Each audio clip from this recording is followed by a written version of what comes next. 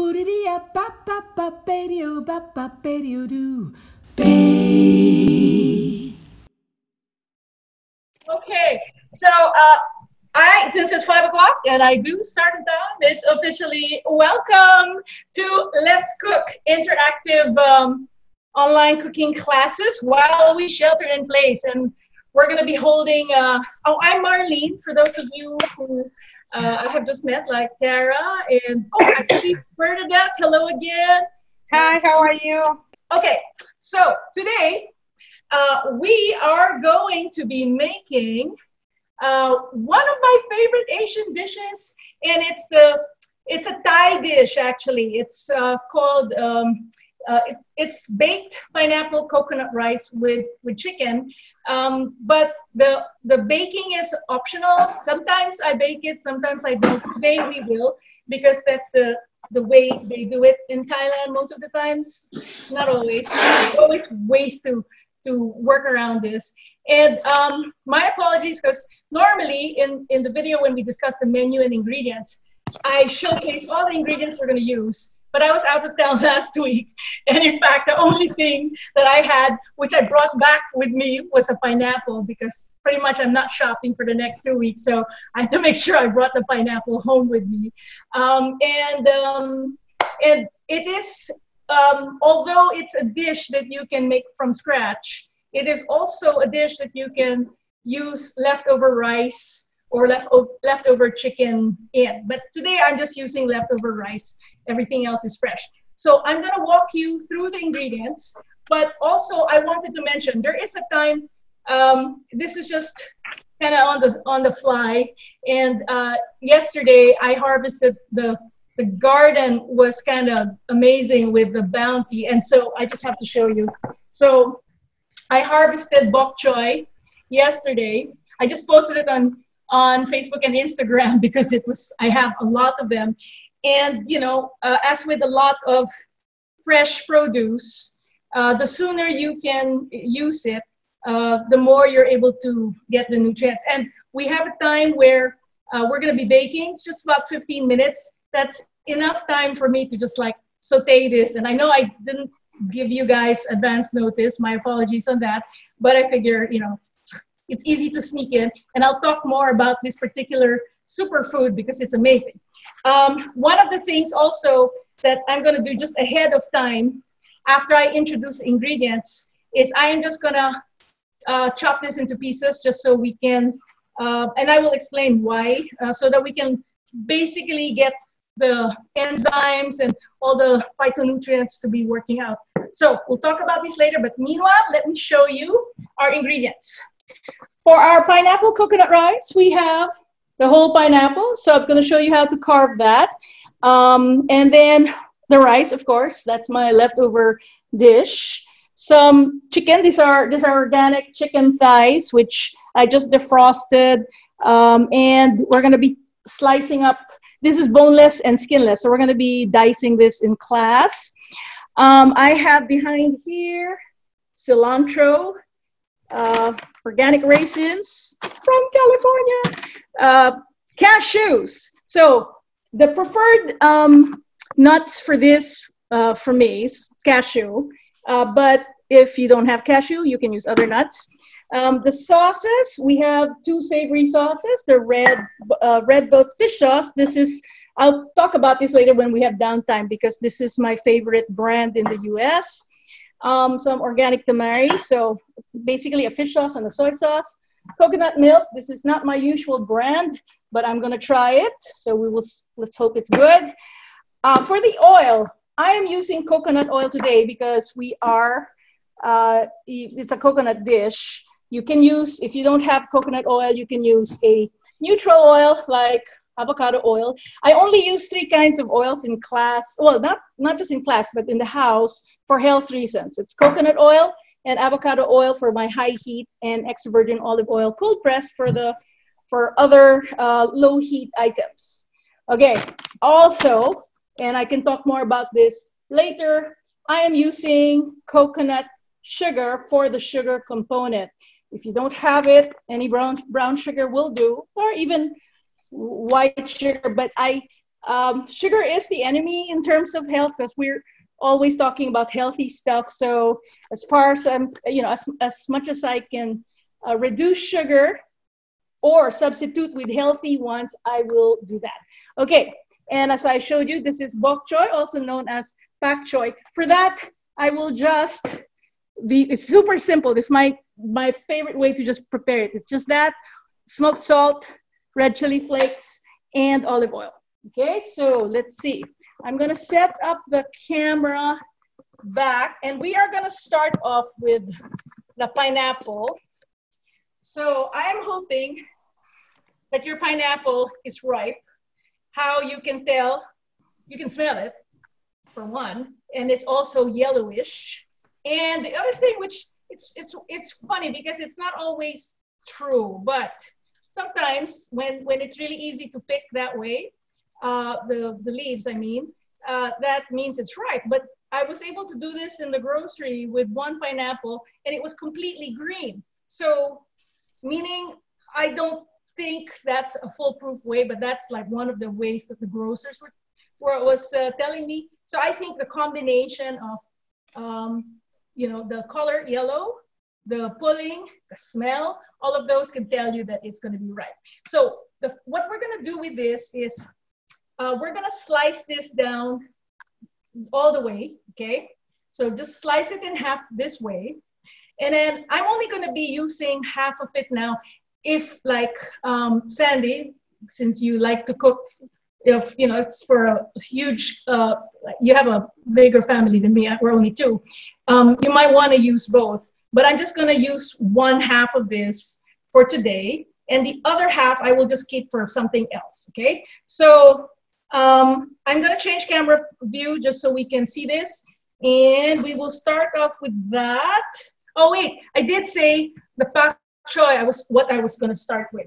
And the only reason, okay, in previous classes, some of you may have remembered when we are talking about accessing the phytonutrients of vegetables and fruits, a lot of times when you cook, you kill it. You lose the nutritional benefits. There are exceptions like tomatoes and onions. However, pak choy, which is one of the most healthy vegetables, is the brassica family. Pak choy, bok choy, that's the same thing. It is one of the healthiest. The phytonutrients are pretty amazing for anti-inflammatory or anti-cancer, all sorts of things. You need to. It has an enzyme that's heat sensitive, and again, like in garlic, you have to kind of make the compounds mix together, and how you do that is when you process it. So when you chop it, you allow it some time. In this case, from what I've been reading, it's a minimum of 40 minutes. That might be sufficient to get the phytonutrients all pretty mixed up so that it doesn't get destroyed by the heat. Okay, so like with garlic, you want to prepare it 10 minutes before. In this case, which is myrosinase, which is the one that's subject to heat, you just want to get it out of the way. It's just a small quantity. It'll take me less than a minute to just chop, but I'm going to change camera views already because I'm going to switch to I'm going to be switching to the pineapple shortly thereafter. So all I'm doing... Aqui, Eire. Sorry, what? Segura essa aqui, olha aqui para mim. Bernadette, is that you I'm hearing? Oh, wait. I think so. Okay. Mute. I'm going to just mute some. Guys, I just want to remind you, keep yourselves unmuted so you can ask me questions anytime. This is an interactive class. I forgot. I should have mentioned that first. Okay, so basically we let's see, where's my so since this is an interactive class, I totally welcome questions, comments, etc. along the way. So just, feel free to talk. But if you can keep yourselves muted just because of the background noise, that would be great. But then otherwise, yeah, chime in. It's always fun to hear from you. Okay, so I'm already done with the pak choy. I'm just like gonna set that aside, and now we'll start with the pineapple. Just get that away. By the time we're baking, that should be enough time for this to get the enzyme action, the myrosinase. All right, pineapple. Okay, you want a sharp knife.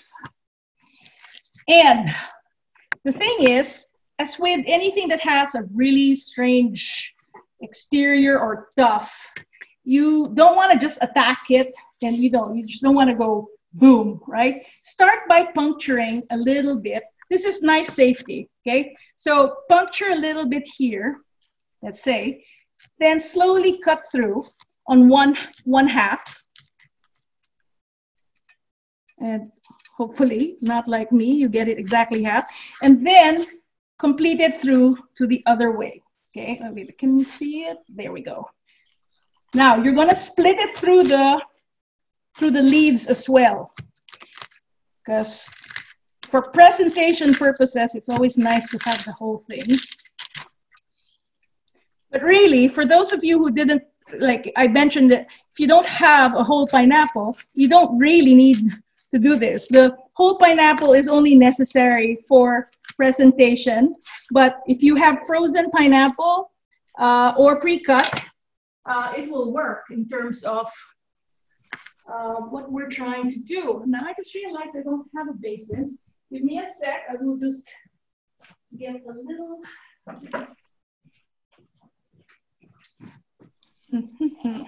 All right, so what you're gonna need next is a small knife, a smaller knife to carve through. I'm just gonna carve one, okay? I'll get the bigger one, which is, I tried to do half, but didn't succeed with that.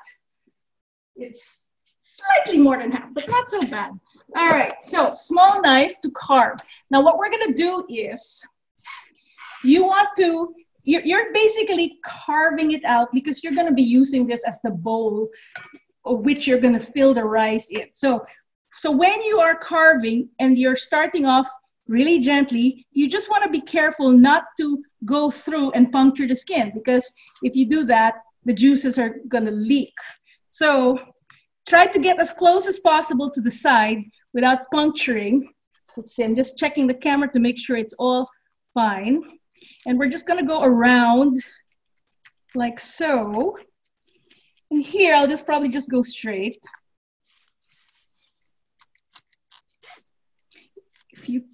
I'm watching the camera just to make sure the view is fine, but if I happen to lose track of it, feel free to remind me. Now we're just carving. Of course, if you don't puncture it too deep, if it's, you can go opposites, right? If you are too deep, you puncture the skin. But if you go too shallow, you're going to be leaving all sorts of amazing fruit behind, which you want to have a balance of both. Okay, so this part is always the hardest, the most fibrous part. So of course you can go a little bit less gentler there. Now, you still have to scoop this out. So the easiest way to do it is to just divide it. Maybe I'm just gonna make it like in squares, because then you can scoop this out more easily in little pieces rather than as a whole thing. So yes, you are gonna need the spoon. And I'm gonna also slice it down here. So it's like little cubes. And then we're not using all of this, which means whatever we're not using, you can have for dessert. Unless you're sick and tired of pineapple by then. Look at that. Okay, let's see. But actually, it's hard to be sick and tired of this. There's so many things you can do with it. You can also grill this. In one of my classes, it's a dessert. We grilled a pineapple. Oh, look at that. I didn't do a great job with this, but that's still okay. We will scoop now.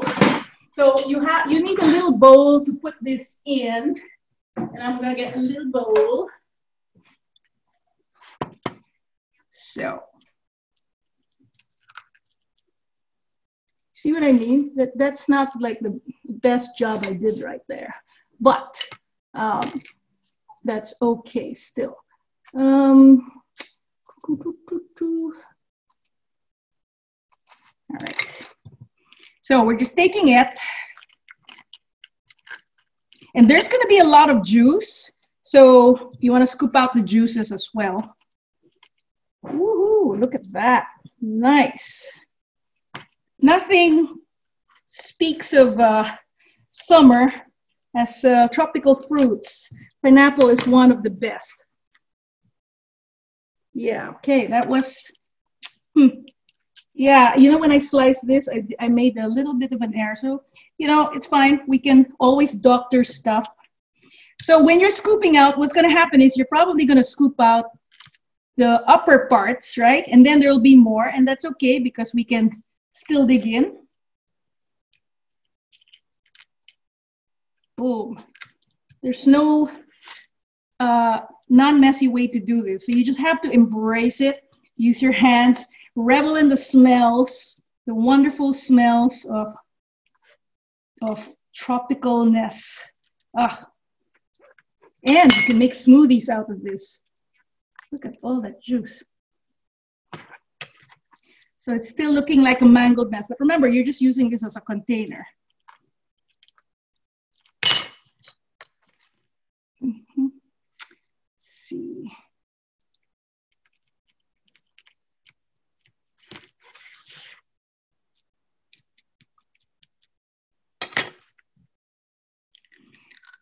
And then we're not going to use all of the pineapple that we're scooping.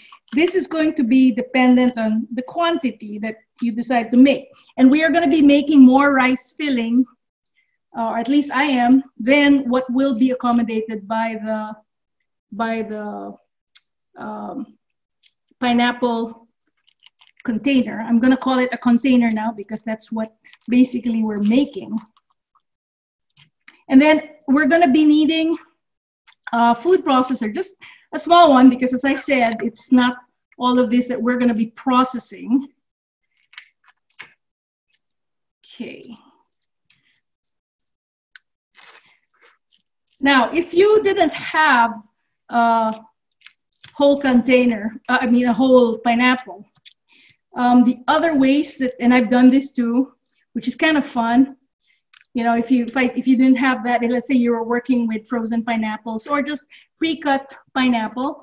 I also have banana leaves frozen in the downstairs in my freezer, and you can use that, which is kind of fun, you know, to wrap things up. I like food that's in little containers. I don't know, it's something that I enjoy. Okay. All right, so just scoop out enough that you have a little container, but don't worry about getting everything out because you don't want to risk puncturing the skin. All right, so let me show you. Pretty much, there you have that. Okay, so when we fill this, as I said, it's not going to be just this much rice. This will be the main thing as a decorative element, and then we can spill over. Okay, so we'll put that aside. Let me wash my hands. And later on, if there's time, I might scoop out the other, I'm not sure, but I may scoop out the other pineapple side. All right, so this is out of the way for now.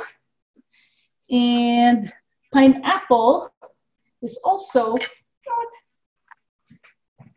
actually, I'm just going to put it, so I did say to have either a baking tray or actually in this case, a Pyrex thing.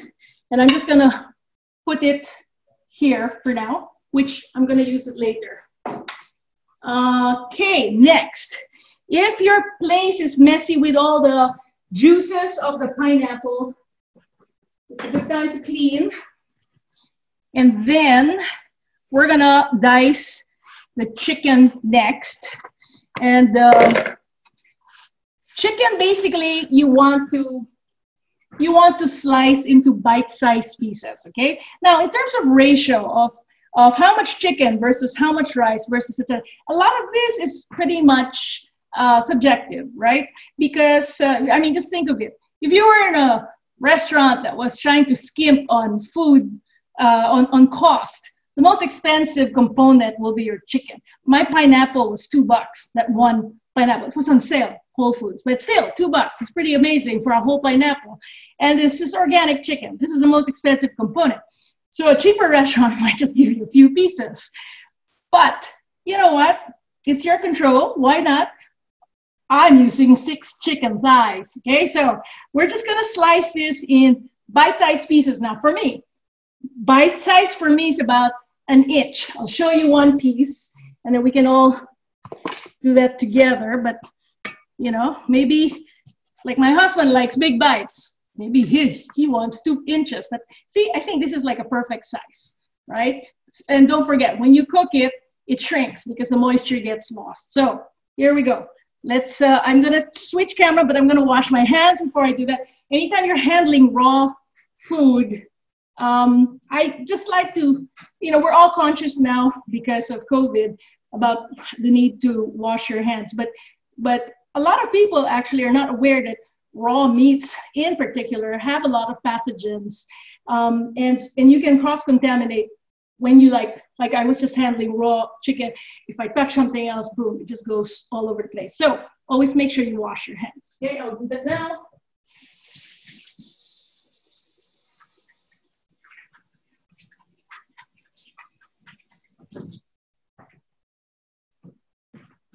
And also, it might be a good idea to turn on your oven. 350 degrees is what we're gonna need.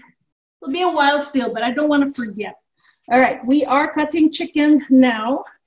I wash my chicken. It is not actually recommended by FDA, but there is a split among chefs and food pundits on whether to wash or not. I like to wash because sometimes there are bits and pieces of whatever material if it's not cleaned adequately. Sometimes there's blood coagulation. Sometimes plastic sticks to it. You know, there are things that I don't like seeing. The reasons why, one reason why a lot of experts don't believe in washing is because of the cross-contamination of, you know, when you're washing, it might splash onto your sink, etc., etc. But I am very hyper about cleanup, so I wash everything. I wash the sink after handling raw stuff, and so this is one of those things where it's up to you. You can go either way, because once you cook it, the pathogens are dead. You know, so it's just that I don't like those icky bits that I was talking about. Now, if you decide to wash it, you have to make sure you dry it really well, because any excess moisture interferes, more correctly said, it interferes with your cooking because you dilute your flavors. And also in certain instances, like if you were frying, for example, oil and water don't mix, and you make it a little bit more dangerous because you're going to get oil splatter. So we're not frying. We are going to be browning today, which is the difference being the amount of oil. So fair to say, for whatever process you want to make it as dry as possible. I'm still gonna wipe this chicken. Here, it's here, right? I have a paper towel, well, a bunch of paper towels that's gonna go back in to absorb as much moisture as possible. I mean, you can't zero it out. You just want to minimize. So that's pretty bite-sized. Now this is actually Yeah, it's a really easy dish that also tastes and looks good. So look at this. That's what I'm doing. I'm just gonna dry it out a little bit more. There we go. I'll wash my hands again. And I am also gonna remove all the parts, whatever my cutting board, or at least the surface and the knife that had the raw, because, as I said, cross-contamination. Okay, and I'm gonna wash my hands. So what we're gonna do now is we're gonna process a little bit of the pineapple. So I'm gonna talk just a little bit about this. So when we're talking about cooking and substitutions and stuff, you want to think about the role of an ingredient. So in the case of this dish, we have several factors, several ingredients that are actually contributing to the sweet. We have the pineapple, we have the coconut milk, because coconut milk is a little bit sweet, and we have sugar. And I mentioned this in a class before, but good food doesn't have to be complicated. But if you're able to achieve layers of flavors, layers of texture, and in this case, the layer of texture will be your rice, which is a little bit gooey, but we're gonna have the cashew nuts, which is a little bit of the crunch. So you have this like surprising thing. It's not just like one mush, right? So layered flavor, layered texture. Oh, and the other thing that's layered is our saltiness, because we're gonna have fish sauce and the tamari, which is the soy sauce. So those are two kinds of saltiness that's gonna be layering this dish, right? So in terms of how much of the pineapple that are we going to be processing? Well, I'm doing about, what, did I show you how much rice? So let's see. For this much 6 chicken thighs and the rice, I will probably do maybe, let's try what 1/4 cup looks like. Or since I'm not going to measure, I'll just put, I'm going to change cameras again. And you can always adjust later on, okay? So you can put some of the juice, and remember, so the liquids also play a role, right, with the texture of your rice, because more liquid means you're gonna get it mushier rather than not, but you're gonna have liquid from the coconut milk too, so you're getting it both ways, and you can just adjust accordingly. That's probably half a cup, and so let's try that. Now, we are also going to be slicing the cilantro. And I made, it's always fun to experiment. This is how you learn. But I decided one day, years and years ago, to just hasten the process, and I mixed the cilantro with the pineapple, because what the heck, they're going to get, I'm going to chop it anyway. Well, the mistake is it became green. And you don't want green rice. Well, maybe you might, but it doesn't look as good. Okay, so we are still containing some chunks, but not completely. So you still have a little bit of the chunks. In fact, you know what? I'm gonna add a little bit more because that's too mushy. And because you do want to have a little bit of the pineapple sticking out. You can also manually chop if you really didn't want, but why not? I'll just do this. Just pulse it. Should be fine. Okay?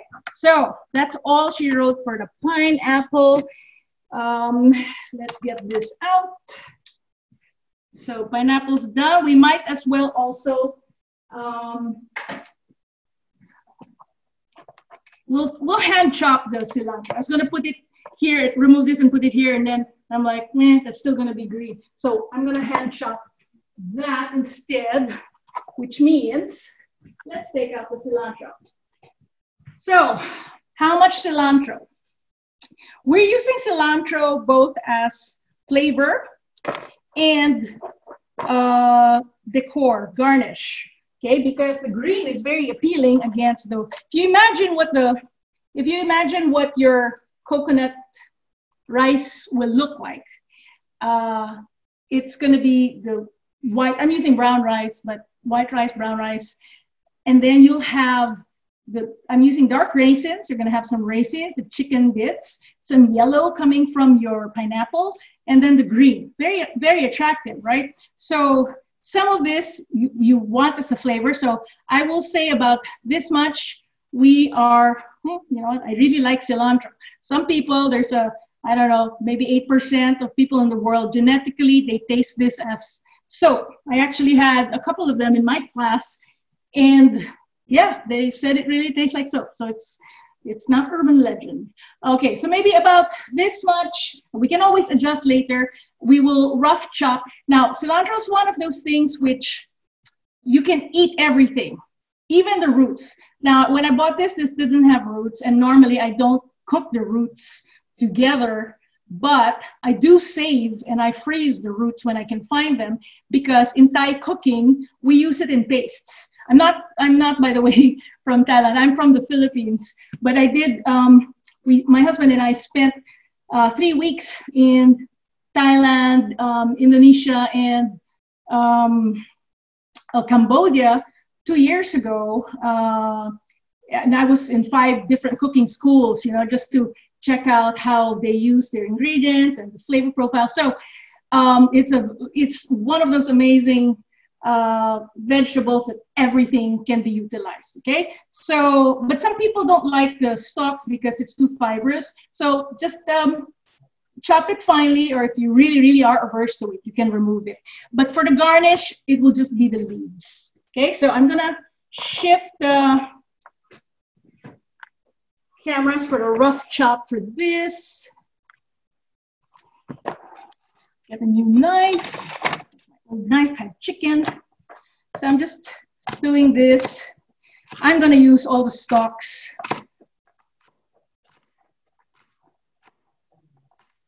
But look at this. That's not that's a bowing. I'm just gonna remove it because I don't like bowing boards. Just go flat. All right. And we can adjust. And there we go. So when you have a chef's knife, which is curved like this, that's meant for this rocking motion.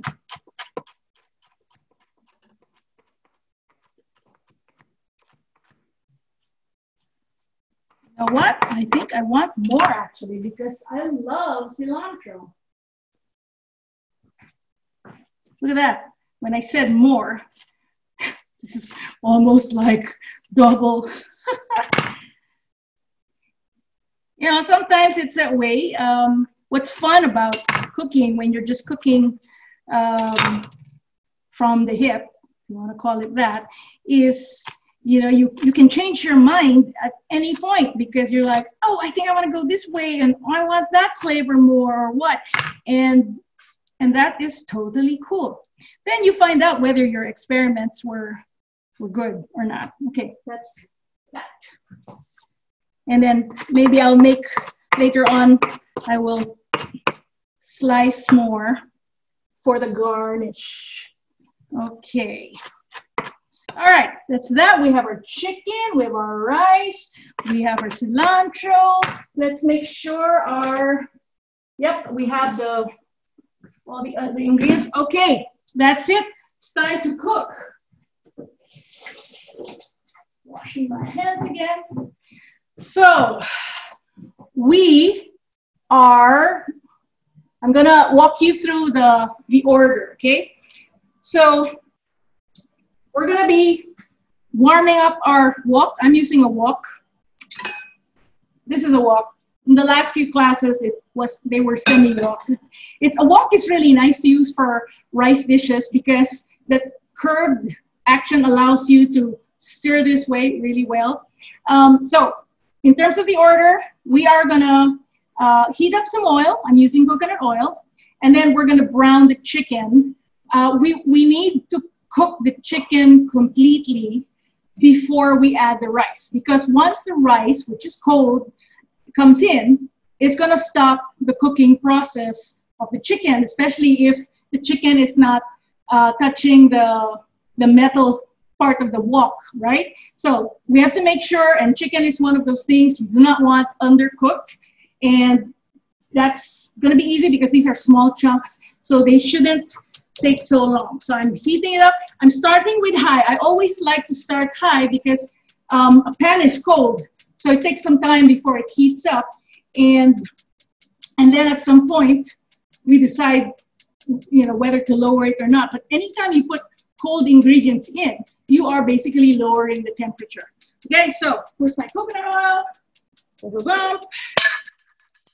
So this is extra virgin coconut oil. This is actually not the container. This is a small container. I have a big Kirkland one that's organic, and I just use this because this can sit in my counter, and it's really easy to use. And I'm from the Philippines, and so I grew up with coconut. It smells divine. It is very healthy. I know sometimes there are the studies seem to be mixed in this, but I've been reading actually a lot of medical reports, research on this, and I think it's definitely good, okay, from what I've been reading. Okay, I'm changing the view, and How much coconut oil do we use? oh, just enough to coat the pan. Okay. So maybe that would be about 2 tablespoons. But in this case, you know, coconut oil acts like butter. If it's a little bit more, it's still going to be amazing. So let's get tongs. All right. And go ahead and drop it in. And in some dishes, I talk about how you shouldn't be crowding your chicken, because when you crowd the chicken, or any protein actually for that matter, you are steaming rather than frying. But in this case, we're not really frying this. We just want to cook through it. So it doesn't matter if you put the whole thing in.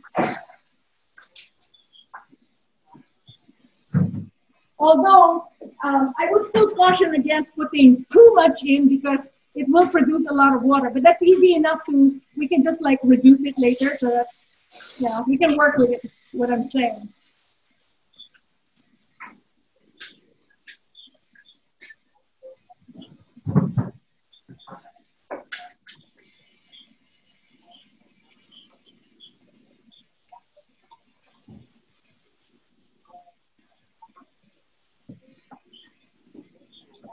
And while that's cooking, I might actually carve another pineapple,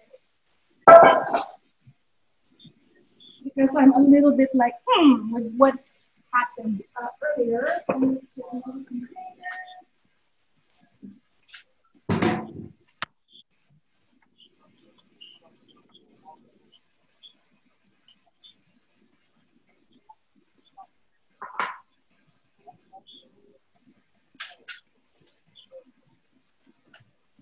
And it's just not forget it, so you want to make sure you're stirring.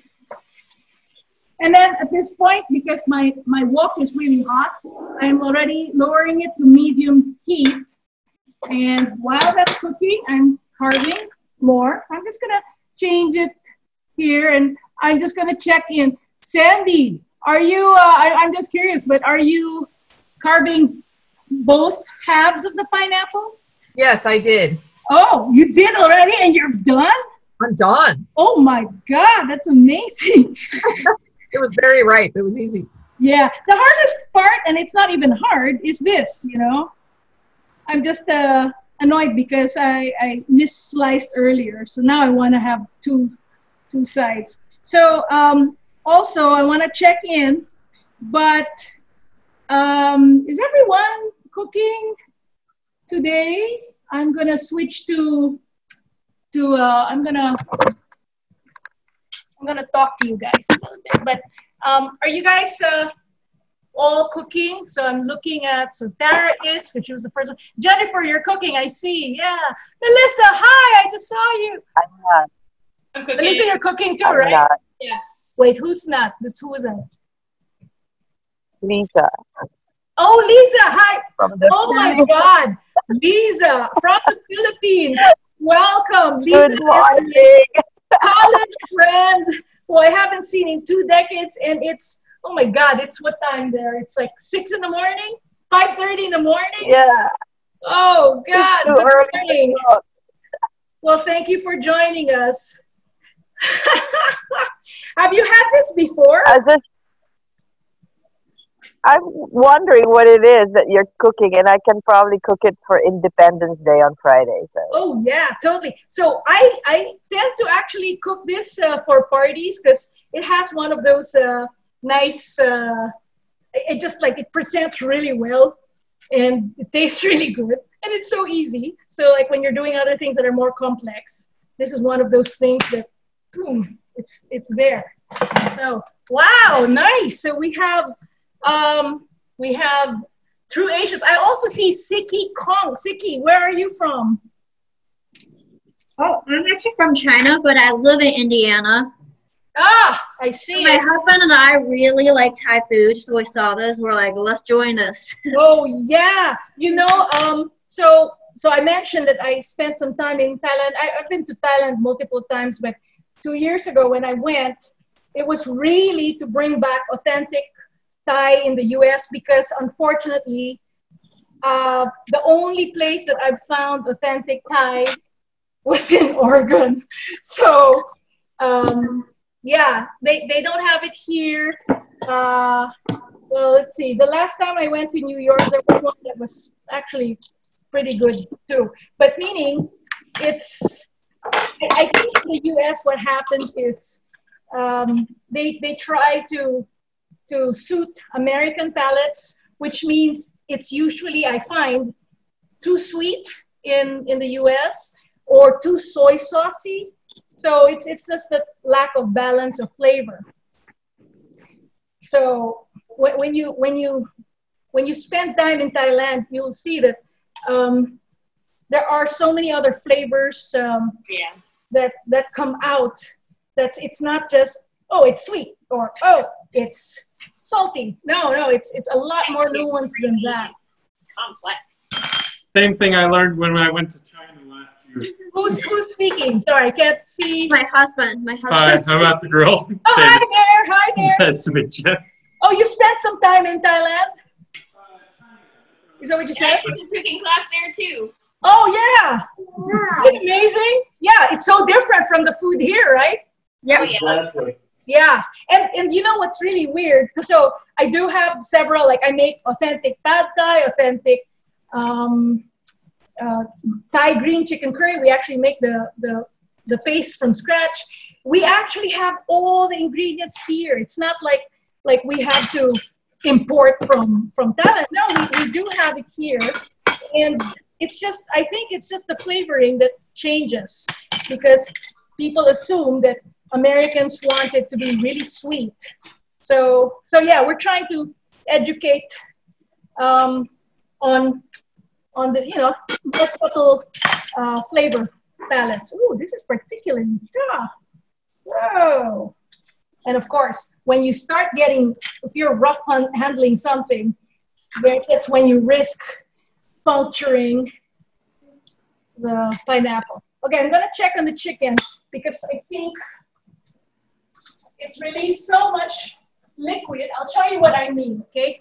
So the difference between when you're crowding and not crowding. And so like in this case, it's not so bad because, as I said, that it's not material. But in many situations, when you're pan frying or deep frying, you don't want that because all that liquid dilutes the flavor. But this is fine. It's still not cooked anyway, my chicken. I just raise the heat and the liquid will evaporate. And meanwhile, that buys me more time to finish my almost finished, what do you call this, pineapple. So let's move this. Okay, let's see. See, I did a better job with this one because when I had sliced it, I think I missed the mark on one, and so I saw what I did.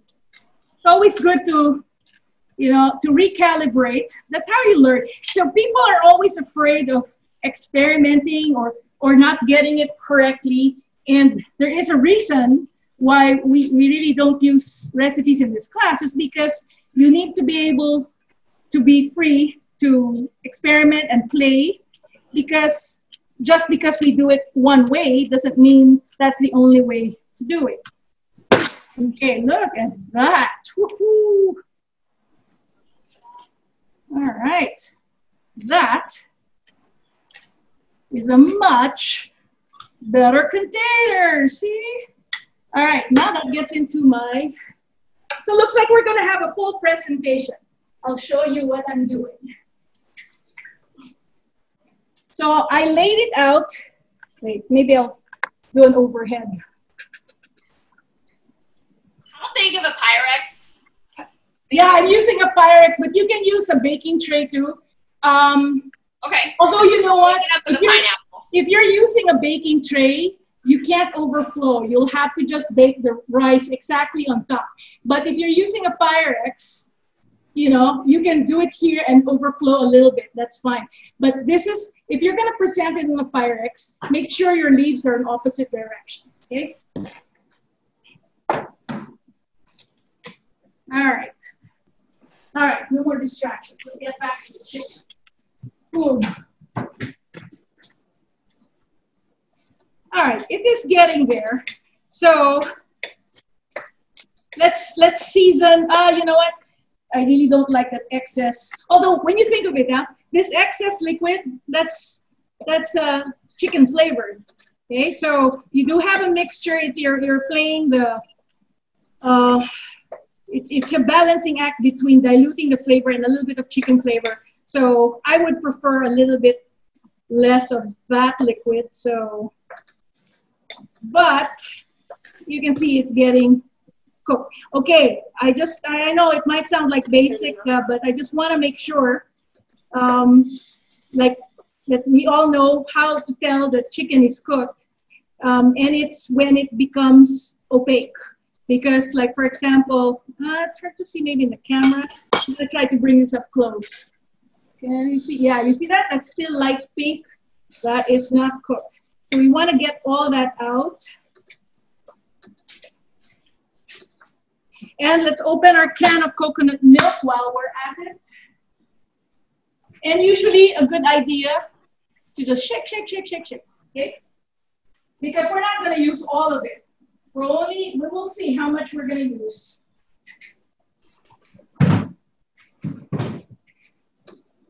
All right.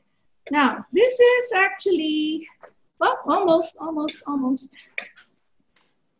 Just a few more minutes. I'm gonna like turn it up to high. I wanna get, and if I don't get all that liquid out, it's easy enough to just transfer some of it, not all, but some of it, into another plate, which you can discard or throw. I mean, it's not because you wash them, Marlene? Sorry, what? The liquid is not because you wash them and not dry enough?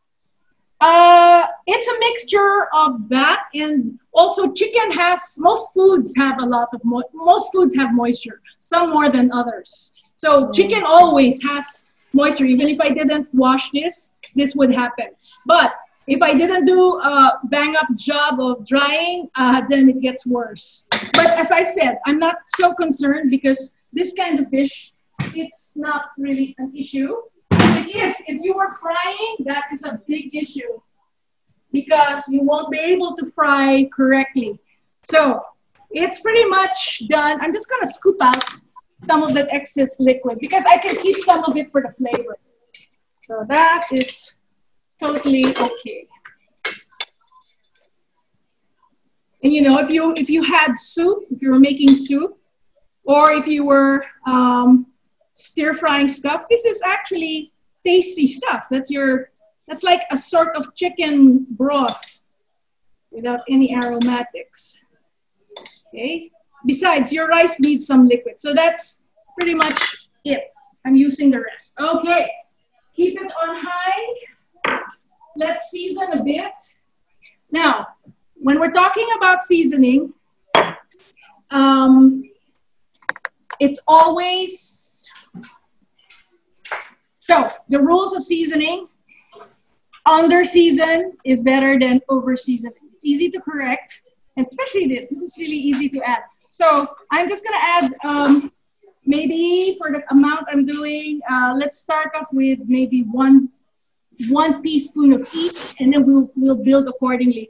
And because all our quantities, you and me, will be different, then you'll have to decide for yourself whether you want one to be more than the other, okay? But we'll start off with just about a teaspoon each, and then let's add the rice.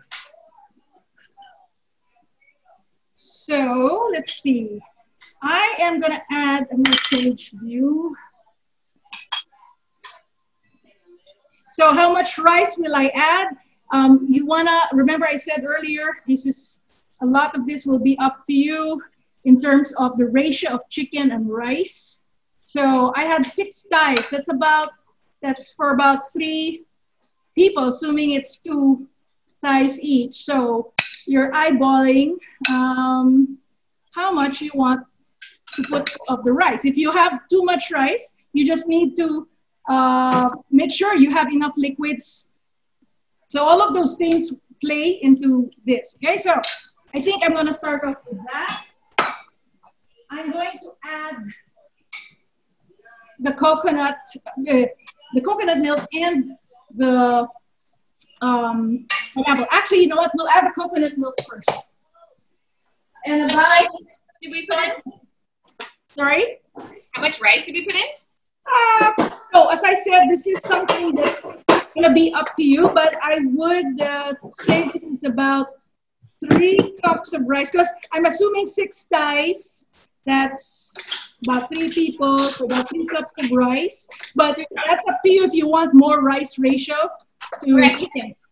Okay, and then about that's about maybe 1/4 cup. And here's where adjustments can happen.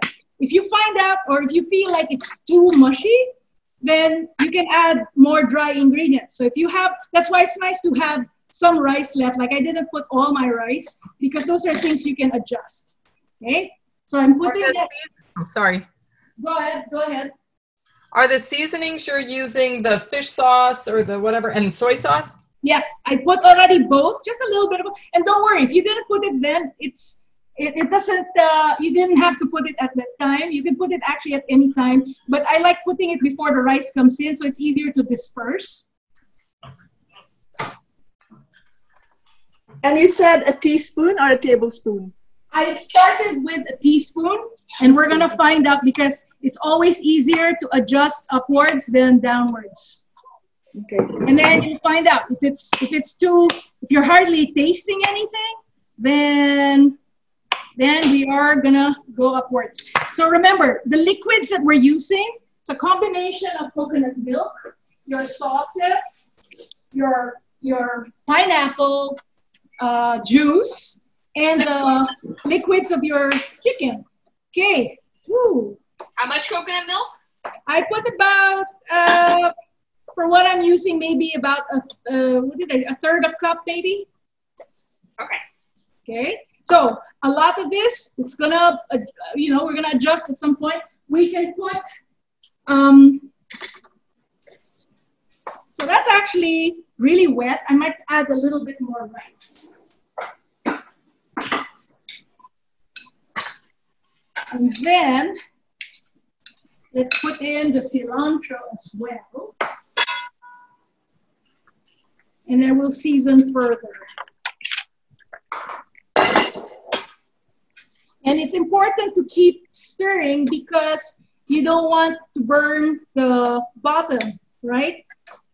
And you want to make sure the sauces are integrated. So remember, I have many liquids to choose from as I play around with this.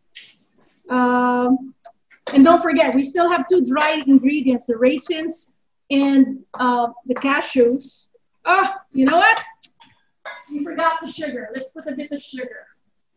Now the sugar ideally should be in liquid because this is granular sugar. Actually, I'm gonna just switch back.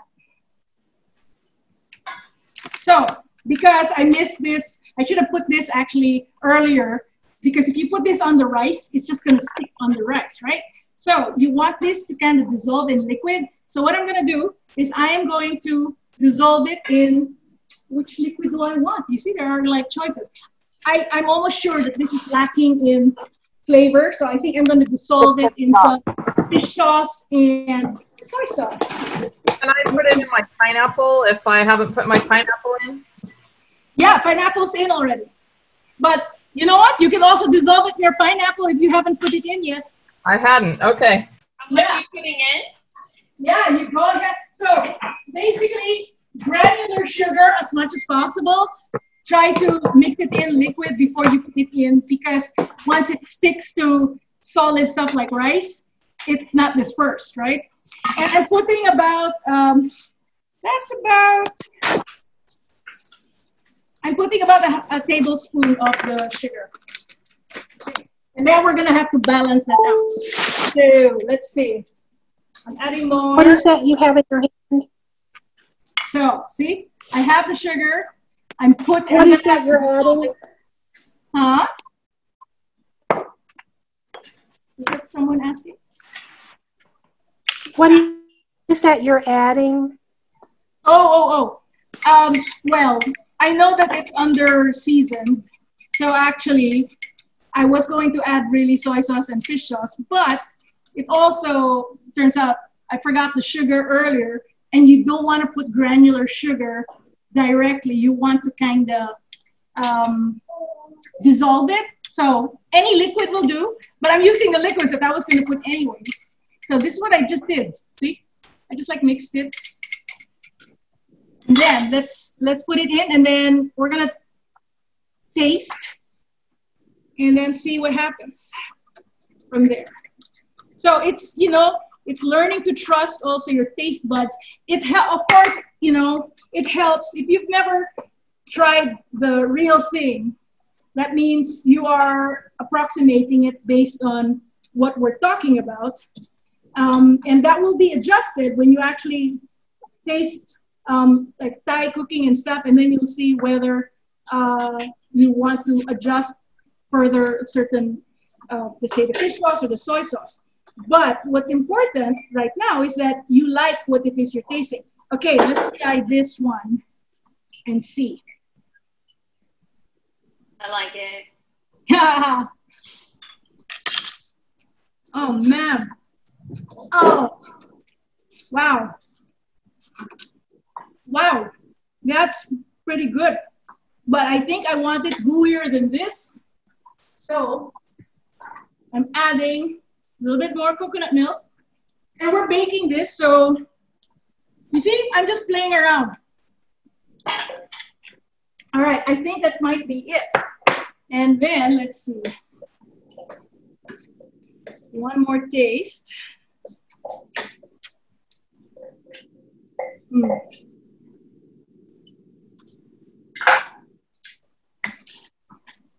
No, I want more of the fish sauce, actually. See, a lot of this now is arbitrary, right? Are you doing the bok choy separately, or is that going to go in this also? Oh, yeah, sorry. The bok choy was it's a bonus because I just realized we're going to be baking this for 15 minutes, so I might as well just cook it while so it's separate. It's separate. If I have spinach, that wasn't even part of this one. Oh, you have spinach? Yeah, you can use it. Okay. Ooh, did I just like get the one more? God. I can just keep eating this. You see the balance of the pineapple and the savory? Okay. Nice done. Right. So now let's add in cashews and raisins and a little bit more cilantro. Okay, so I turned off the heat. You want to turn off the heat now. don't forget, oh, here's another level of sweetness. We were talking about, let's say the sweet was from the pineapple, from the coconut milk, from the sugar, and from the raisins. So this, I'm just eyeballing. So you want to imagine how it looks against the backdrop, right? And this is just little nuggets of sweet joy. Let's see. And then the cashew. Let's do the same with the cashew. These are toasted already. And it is unsalted. So I should have mentioned also, because obviously you can get nuts that are salted, unsalted, etc. Anytime you're using salted products, you have to kind of have that in mind, because when you season, adding more salty stuff will make everything saltier. So this is unsalted, so meaning whatever I did here, it's going to be balanced. But if, for example, you have salted nuts that you're adding, just beware, that it could be over salty, and then you might have to adjust.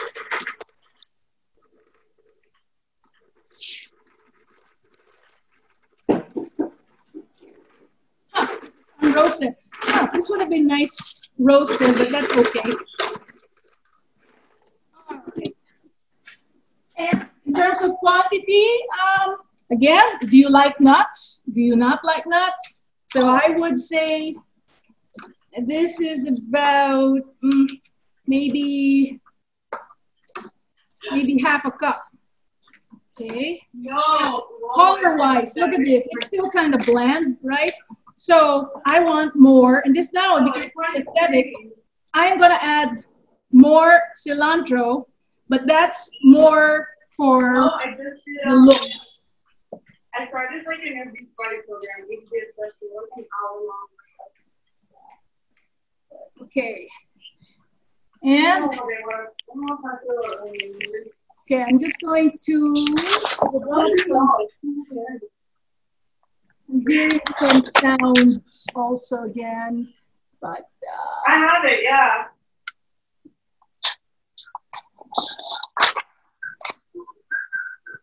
All right, so I like that it has guided runs. okay. Like, Someone favor whoever that is. Can we just like mute? Who's that? Okay, thank you.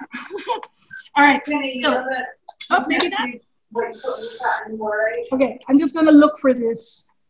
Yeah. All right. Thank you. Okay, so this is garnishing now. Okay, I'm just prepping it now, because what we're gonna do next, we're gonna put the rice into the pineapple. We're gonna bake it, and then we're gonna do the pak choy, or I'm gonna do the pak choy. I don't know. For me, you can't have too much cilantro. I'm trying to think if there was ever a case where I thought, oh my God, it's too much cilantro.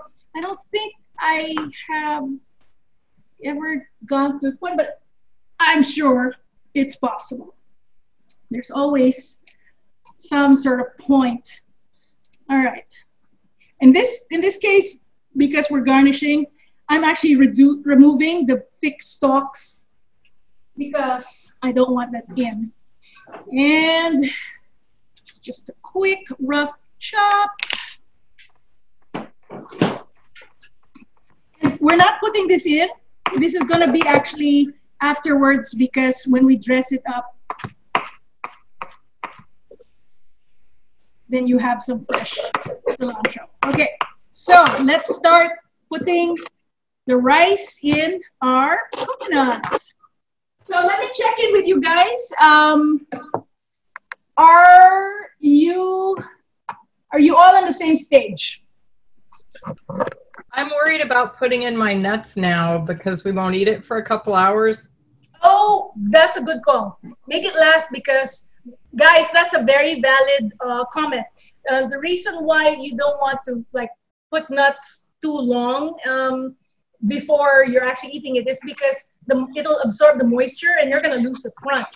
So actually, you reminded me, when you're eating this as leftovers, because it's going to be mushier, the cashew nuts, you might want to have some fresh nuts to add.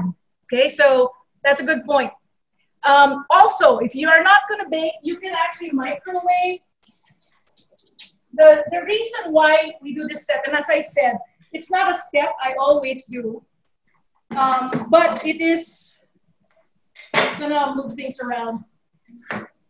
But it's a nice step because it just puts things together, right? So let me do the overhead.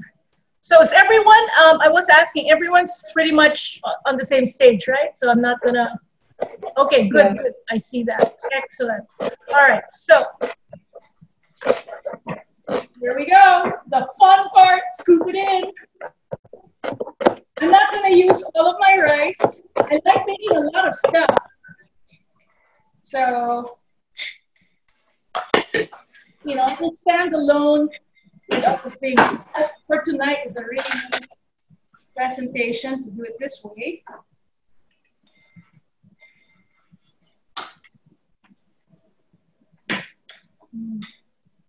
Yeah, this is making me so hungry.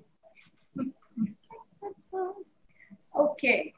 Yes, I did say you could overflow. When you're in a, you know, when you're serving like for a big crew, you know, because that's not enough for let's say, this is probably good for 3-4 people.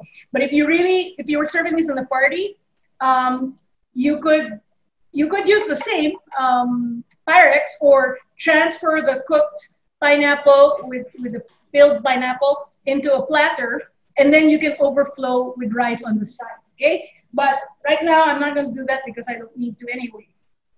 All right, that's that for this. Now, next step, we are going to cover this with aluminum foil. So two things, you have two choices here.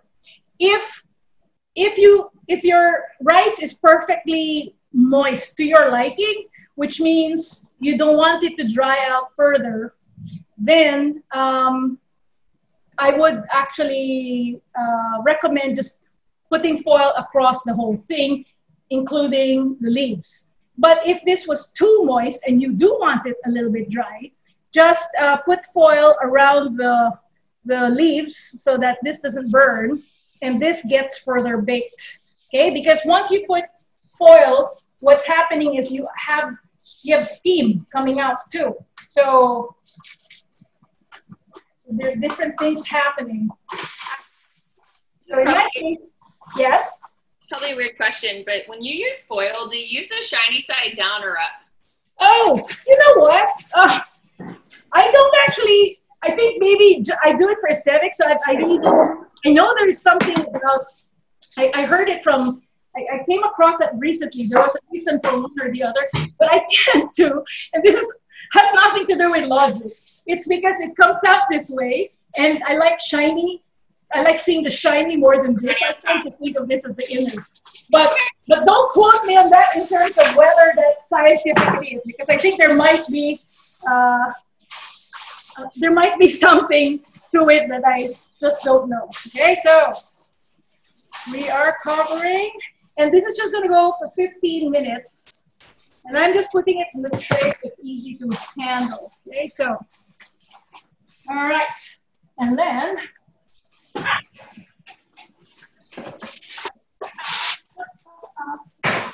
Alexa, set a timer for 15 minutes. 15 minutes, starting now. Okay, and while we're waiting, let me just show you what we're going to do. So, let's see. Let me change to. Okay, all I'm going to do with the bok choy, I'm going to drizzle olive oil, massage it, and sprinkle salt and chili flakes, and that's it. And then it's going to go into the grill. Well, I'm using a stovetop grill, which is not a true grill, but what this can do, what you can do basically is you can use a skillet and sort of pan fry it, but you can also grill this because these are hefty vegetables. All right, so let me start off with the oiling. And the reason why you want to oil this and get your hands to massage it is because it's very uneven. They have crevices and stuff, and you want to just, it's just easiest using your hand. I'm just shifting camera also so you can see the action here. All right, so let's see.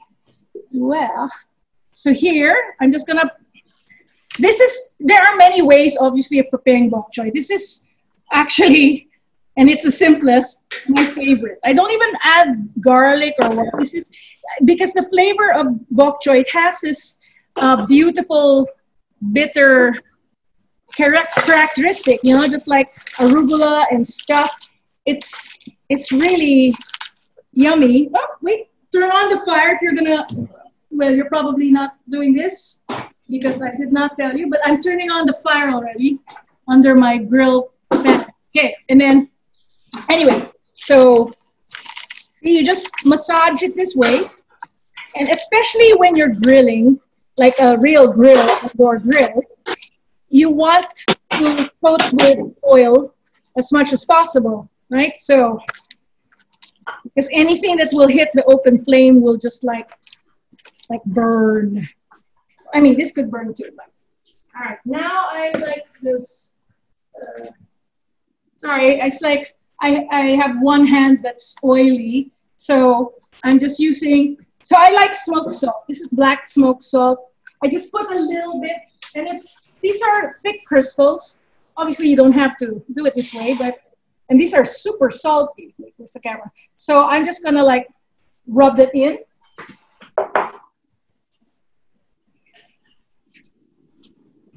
Along with, wait, did I set the timer? Alexa, do I have a timer?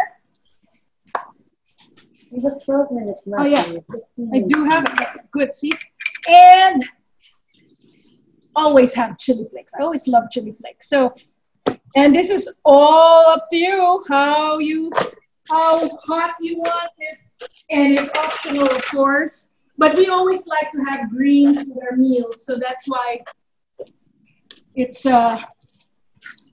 nice to have. Now, if you coat it this way, you don't have to oil your pan anymore. And sometimes you can help it out, but like this, that's fine, okay? So all we're gonna do is wilt it because we wanna minimize the cooking so we can preserve the phytonutrients. All right, I'm gonna shift camera, I'm gonna change. I'm gonna wash my hands too, so oily.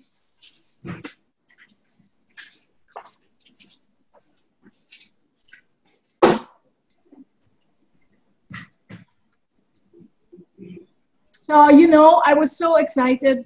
So I was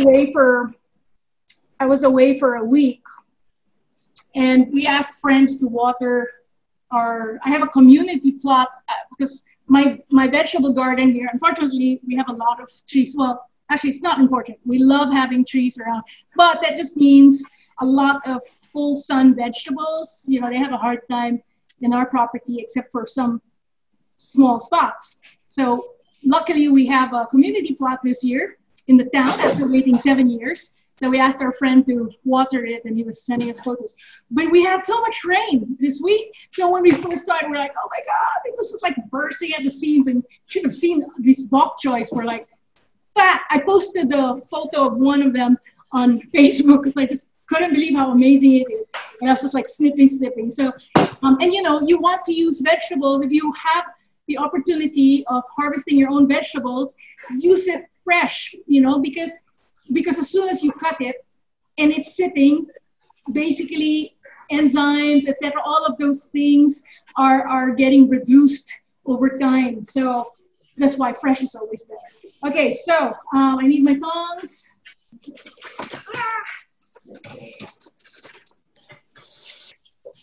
Let's see, overhead. Boom, boom, boom, boom, boom. Oh, Jeff, say hello. My husband.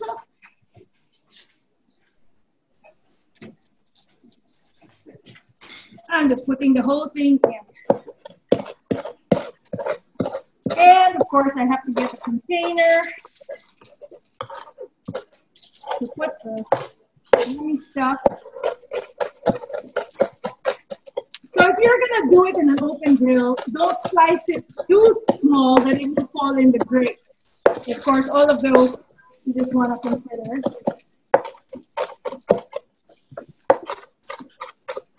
Okay.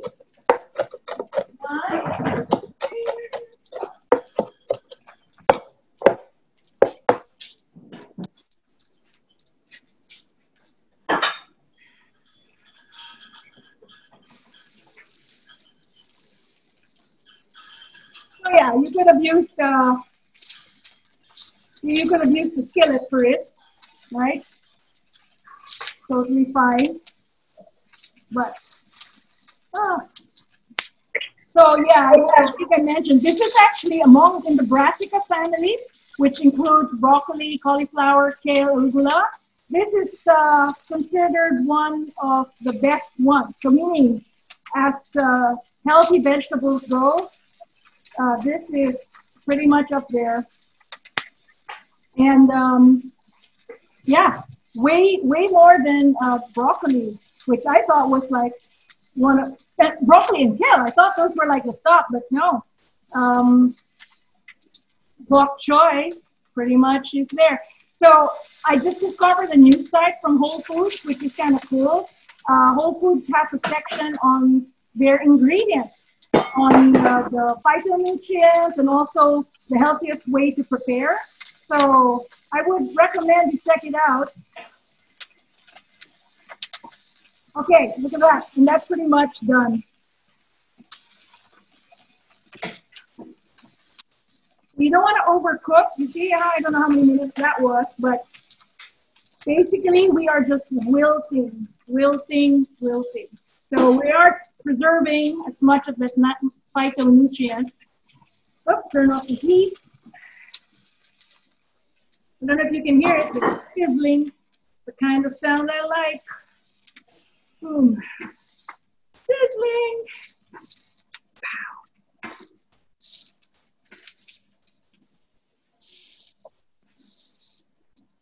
Look at that.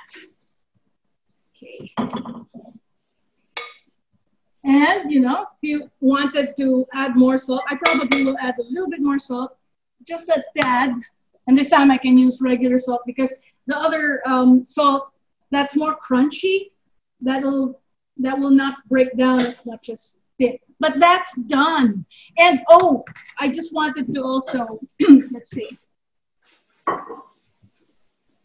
So some people don't like brassicas because it's bitter. It's the same reason actually I like it, because I love bitter. But I remember not liking bitter, especially when I was young. This is like an adult taste change.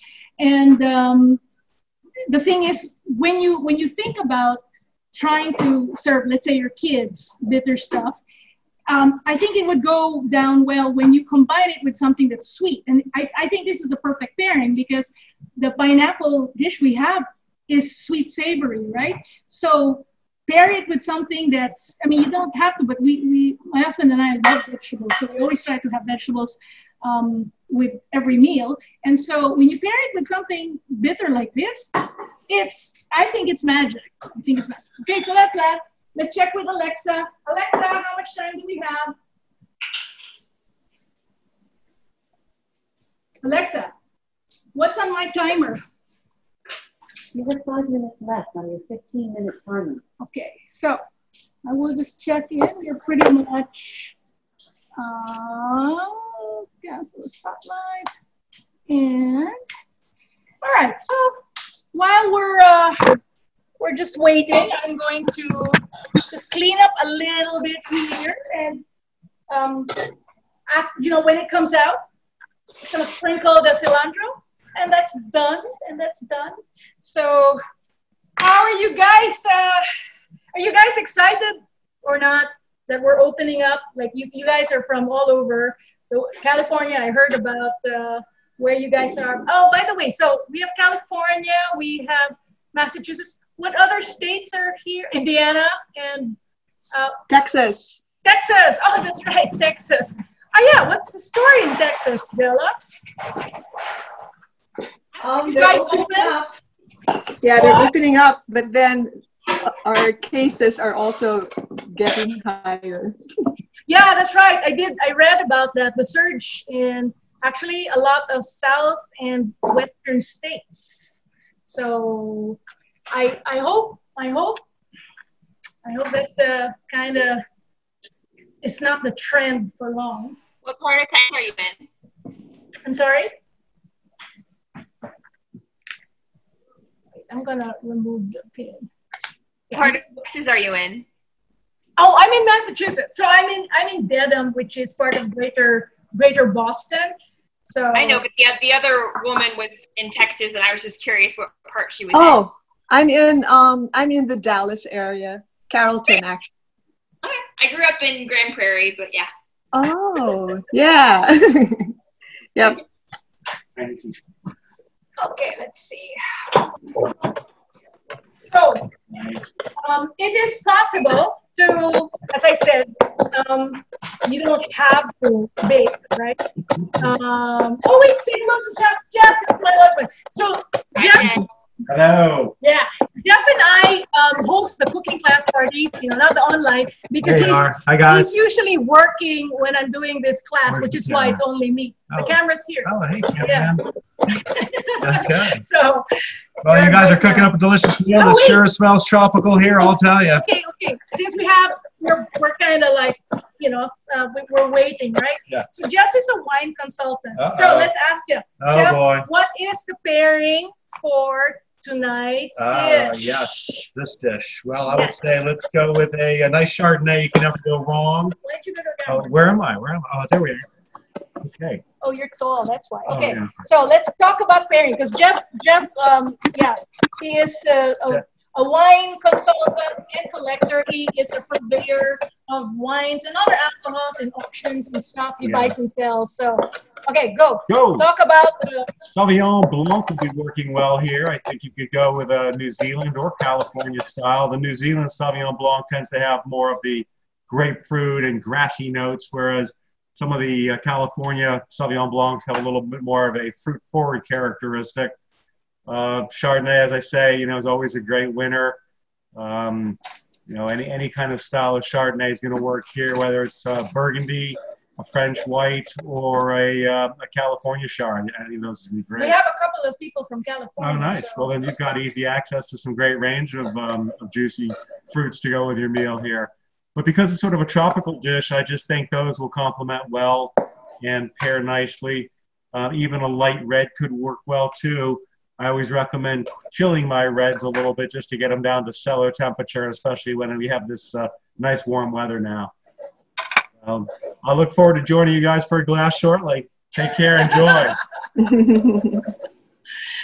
Yeah, so we pair our meals all the time. So that's why it's unfortunate that he's not able to join these classes. But yeah.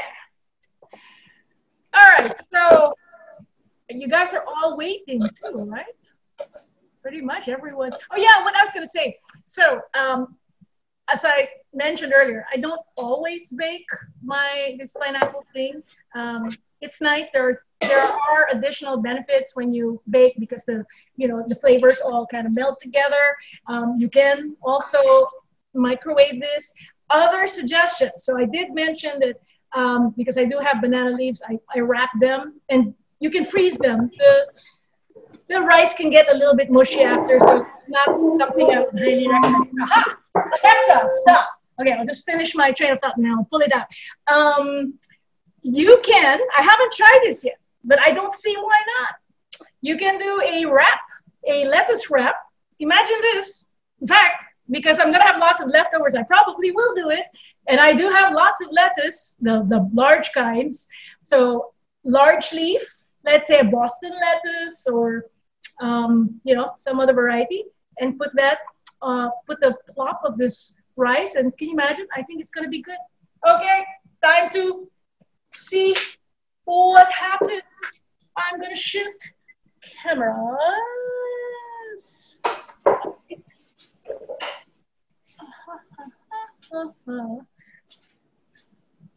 Let's see. Oops. Let's see. Okay. All right, let's see.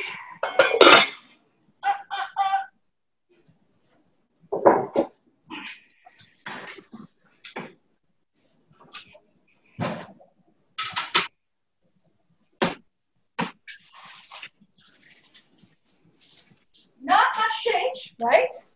And now, when you're ready to serve this, make sure, oops, let's get my, this is when your additional, ooh, it's hot. And it doesn't have, you're not constrained by this.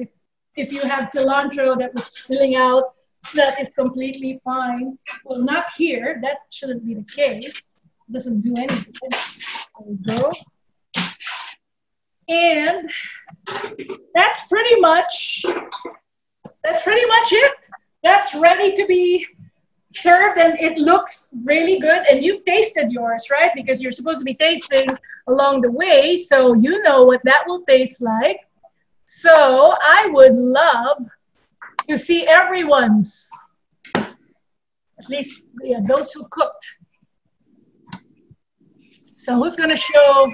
For how long did you bake it, Marie? Oh, 15 minutes. It's just basically you reheat everything, give the flavors a chance to go like that. Oh, 15, that's great. Yeah, really. And as I said, you don't even have to go through this step if you wanted to skip it, which I often do. But, it's kind of nice. Let's say you have people coming, the guests, 15 minutes before you think they're coming, or maybe they're around, because it's only 15 minutes. You heat it up, that's fine. All right. So my kids don't like fish. Should they skip the fish sauce? Okay, I will talk about substitution. Tara, show me that again, and then I will answer Bernadette's question. Tara, you were showing us. Yeah. Wow. Nice. Wow. You're lacking green. No cilantro. I haven't put it on top yet. Okay, good. All right. Yeah, I have mixed in, but I didn't put it on top. There's a difference. I've got to go cut more from the garden. Okay, very good. Okay, Bernadette's question, very good. This is about substitution, right? So when you substitute flavors, it's totally fine to substitute. You are just not tasting what the person whose recipe it is you're using is tasting. It's going to be different. So while I can say that I love fish sauce, and it could be that people don't like fish sauce because they haven't tried the right fish sauce, which is me too. I'm very particular about my fish sauce. And I'm from the Philippines. We grew up with fish sauce. Everywhere in Asia, we have fish sauce. I did a paper on fish sauce when I was a freshman in college. It was an anthropology class. But it blew my mind when I was in Vietnam because they have a totally different fish sauce from anywhere I've tasted. And it's because it's from a particular island called Phu Quoc. And it's artisanal. And I'll show you why. And this is like really interesting. The fish sauce, this particular fish sauce, this is red boat, only has 2 ingredients. It has anchovy and salt. There's no water. This is pure fish. This number, 40, and then N. N is the nitrogen content. So this is a protein measurement. That's how concentrated this is. It goes from 30 to 50. In the US, I've only seen 40. The difference between this fish sauce and the other fish sauce you're going to find in grocery stores, if you look at the ingredients, most of them will have sugar and other ingredients, sugar, definitely, because it is not smooth. This is very smooth, okay? Also, when you think of like fish sauce, a lot of people react immediately to fish sauce.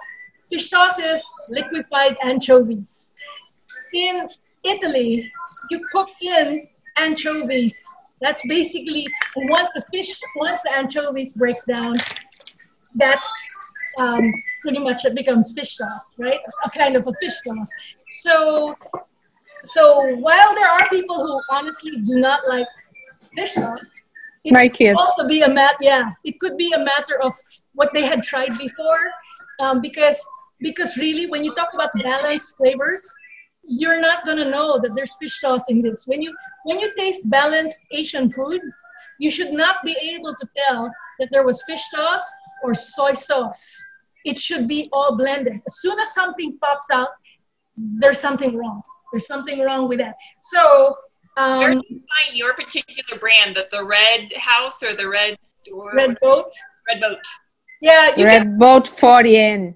Yeah, 40, and I forget how you say this unit of measurement, but it's a percentage of nitrogen per a volume, a certain volume, if it's 1 gallon or whatever. But where do you buy it?